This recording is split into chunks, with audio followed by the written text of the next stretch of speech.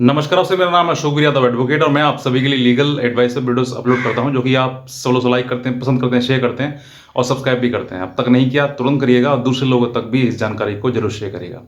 देखिए, ऐसे बहुत सारे हस्बैंड वाइफ हैं जहां पर किसी बात को लेकर उनके बीच में अनबन हो जाती है और अनबन होने के बाद जो है वो काफ़ी समय एक दूसरे से अलग होकर गुजार देते हैं और इस दौरान सामने आती हैं कि पत्नी ये कहती है कि मुझे पति छोड़ रहा है और पति ये कहता है कि वो मायके से आ ही नहीं रही है। तो कहीं न कहीं इन दोनों बातों के बीच में एक दूसरे के प्रति जो मन में खटास आ गई है या फिर ये चाहते हैं कि भाई वो मुझे कॉल करे, वो मुझसे माफ़ी माँगे या एक दूसरे या पति पत्नी से ये उम्मीद करता है या फिर पत्नी पति से उम्मीद करती है। इसी बात में लगातार एक दूसरे से अलग रहते हैं और काफ़ी लंबा समय गुजर जाता है। अब ऐसे में होता क्या है कि जब कई प्रयास करने के बाद जो है पति हो या फिर पत्नी हो, दोनों की ही बात कर रहा हूँ मैं, काफ़ी प्रयास करने के बाद पत्नी जब मायके से नहीं आती है तो फिर पति जो है वो तलाक का केस फाइल करता है और तलाक के केस फाइल करता है। वैसे जैसे ही फाइल करता है वैसे ही पत्नी चिल्लाने लगती है कि मुझे तो साथ में रहना है, मुझे अलग नहीं रहना है उनसे।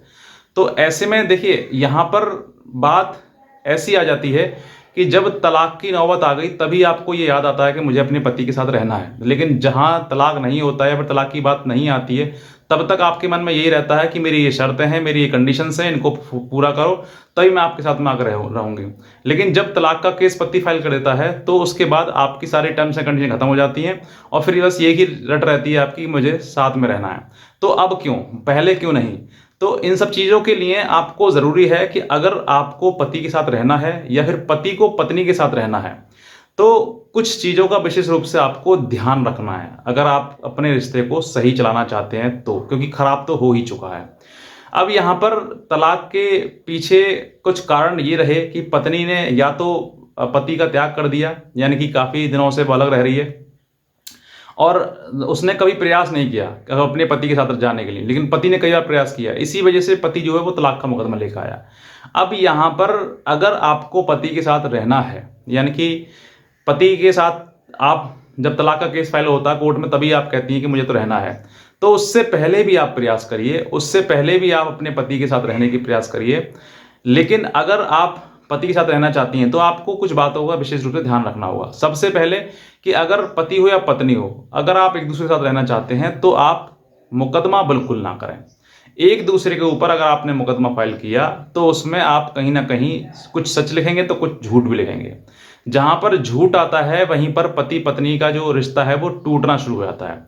और ये मैं एक अनुभव के साथ में कहता हूं कि जहां पर पत्नी ने मुकदमे कर दिए, क्योंकि पत्नी के पास कानूनी हथियार बहुत हैं और पति के पास एक दो हैं, लेकिन जहां पर पत्नी अगर अपने हथियारों का इस्तेमाल, अपने कानूनी अधिकारों का इस्तेमाल पति या पति के परिवार के ऊपर करना शुरू कर देती है, वहां पर यह तय हो जाता है कि ये रिश्ता टूटना ही है, ये बनना है ही नहीं। ये मैं नहीं कह रहा हूं, बल्कि अब तक जो रिजल्ट आते हैं मुकदमा होने के बाद उनका अनुसार परिणाम क्या आता है वो मैं आपको बता रहा हूं। तो अगर आप पति हैं या फिर पत्नी हैं और आप एक दूसरे के साथ रहना चाहते हैं या फिर पति के मन में है कि मुझे तेरे साथ में रहना है, तो पति भी कोई मुकदमा पत्नी के ऊपर ना करे और पत्नी को अगर रहना है तो वो भी अब कोई मुकदमा ना करे। अब मान लीजिए मैं कहता हूं कि अगर आपको साल 2 साल हो गए मायके में रहते हुए और आप कह रहे हैं कि सर वो तो दूसरी शादी कर रहा है। कुछ लोग समाज में भी कुछ ऐसे लोग होते हैं जो आपके सगे अपने रिश्तेदार होंगे जो ये बात बताएंगे कि अरे तुम अगर अपनी बात नहीं कहोगी, अपना मुकदमा नहीं डालोगी तो तुम्हारी बात सुनेगा कौन, बाद में कोई नहीं सुनेगा। ये सब झूठ है। इन सब चीज़ों से आपको सिर्फ और सिर्फ उस व्यक्ति से अलग करने की एक साजिश होती है जो कि आप अपने सगे लोगों के द्वारा उस साजिश के एक शिकार हो जाते हैं। जब आप शिकार होते हैं तो आप मुकदमा दायर करना शुरू कर देते हैं, लेकिन मुकदमा दायर करने से आप ये नहीं सोचते कि अगर मैंने मुकदमा दायर किया तो दूसरे पक्ष पर क्या इसकी पीड़ा उसको झेलनी पड़ेगी और अगर वो उसको पीड़ा होगी तो फिर वो मेरे साथ मधुर संबंध कैसे बना सकता है। तो आप उन सब चीज़ों के लिए सोचिए और ये बात आप अपने ऊपर रख के देखिए कि आज मैं पत्नी हूँ किसी की तो मैं मुकदमा कर सकती हूँ, बहुत आसानी से कर सकती हूँ।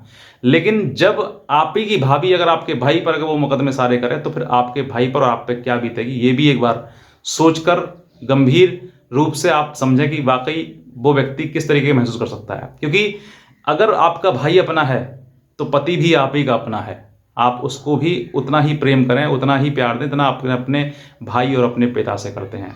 अगर अपने भाई और पिता पे कोई आँच आप आने नहीं देते हैं, या फिर आपको उन पर कोई आँच आती है तो आपको सीने में आग लग जाती है, उसी प्रकार से आप अपने पति और ससुराल को समझिए। अगर उस पर कोई आँच आती है या उस पर कोई बात आती है तो आपके सीने में भी आग लगनी चाहिए, ताकि ये पता लगे कि हाँ, ये मेरा पति है। क्योंकि आपकी खुशियाँ सिर्फ माता और पिता और भाई से नहीं हैं, आपकी खुशियाँ अपने पति से भी हैं। आपका भविष्य जो है वो आपका पति है। आपके भाई और आपके पिता ये भूतकाल हैं, ये पास्ट हो चुके हैं, ये पास्ट हैं। भविष्य आपका पति ही है। अगर आप अपने पति पर मुकदमे करती हैं और बाद में ये कहती सर मुझे तो रहना है, तो रहने के लिए आपको वो कार्य करने होंगे जिस अनुसार आप रह सकते हैं। अगर आप मुकदमों का सहारा लेंगे, हालांकि कोई महिला जा सकती है, आप थोड़ा बहुत मान लीजिए, मैं कहता हूँ मनमुटाव हो गया, लड़ाई झगड़ा हो गया, तो उसको आप अपने घर पे आ जाइए, मायके में आ जाइए, मायके में आकर थोड़े दिन रह लीजिए, माइंड शांत हो जाए, आपका मन शांत हो जाए, फिर उसके बाद पति से थोड़ी बहुत बात करनी शुरू कर दीजिए। कोई बड़ा छोटा नहीं हो जाता, गलती है। अगर वो कह रहा है कि तुमने ये गलती कर दी है, पति कह रहा है या फिर पत्नी कह रही है, तो गलती को मान लेना चाहिए। चलो ठीक है, मेरी गलती होगी, मुझे सॉरी, माफ़ करो, अब हम आगे बढ़ते हैं। कोई बड़ा छोटा नहीं हो जाता है इन सब चीज़ों से। आपको बस अपने मन में विचार रखने वाली बात है कि उसने मुझसे ऐसे कह दिया, मुझे ये मार दिया, पीट दिया। अरे पिता भी तो पीट देता है आपको, माँ भी तो आपको डांट देती है, भाई भी तो आपको हाथ उठा देता है, कौन सी बड़ी बात हो गई इसमें। बस इस बात को आपके मन में उठा लिया कि उसने मुझे मार दिया। क्यों? क्योंकि आप उसको अपना समझ ही नहीं रहे हैं। जब आप अपने मन में ये समझ बैठेंगे कि वो मेरा पराया है, तो फिर आपके मन में छोटी से छोटी बात उसकी चुभने लगेगी। लेकिन अगर आप उसको अपना समझेंगे ना, तो कोई बड़ी से बड़ी बात भी आपको कुछ ऐसे लगेगी जैसे चलो कह दिया, कोई बात नहीं, है तो अपना ही। तो ये आपको समझना है कि अगर आपको साथ रहना है तो आपको मुकदमे करने की आवश्यकता आपको है ही नहीं। और अगर मान लीजिए मैं कहता हूँ मुकदमे करने की आपको ज़रूरत पड़ भी रही है, तो आप कुछ समय मायके में बिता लीजिए, साल, 2 साल, 3 साल, 4 साल, 5 साल, अगर 10 साल बाद भी अगर आप मुकदमे करेंगे तब भी मुकदमा आपका हो जाएगा। बस थोड़ा इंतज़ार तो करो आप। अगर आप इंतज़ार करोगे तो इंतज़ार का फल मीठा होता है, आज ना तो कल आपको मिल ही जाएगा। लेकिन अगर आपने इंतज़ार की सीमा पार कर दी और इंतज़ार नहीं किया आपने, और आपने मुकदमे दनादन मतलब ठोकने शुरू कर दिए, तो आप समझ जाइए कि आपका भविष्य में जो परिणाम आएगा वो यही आएगा कि या तो आप पूरा जीवन अकेले काटेंगे, या फिर आप उस व्यक्ति से छोड़कर दूसरे व्यक्ति के साथ शादी करेंगे। तो ये आपके लिए है कि समझना क्या है। मेरा एक उद्देश्य है, एक प्रयास है आपको कि आपको भविष्य दिखाया जाए और आपको जो आपको भविष्य में कोई दुखदाई ना बन जाए। तो यही मेरा एक प्रयास था। बस मैं इतने कहना चाहूँगा, अगर आप नए हैं तुरंत सब्सक्राइब कर लें और दूसरे लोगों तक भी इस जानकारी को जरूर शेयर करें। आज का वीडियो देख लें, आपसे बहुत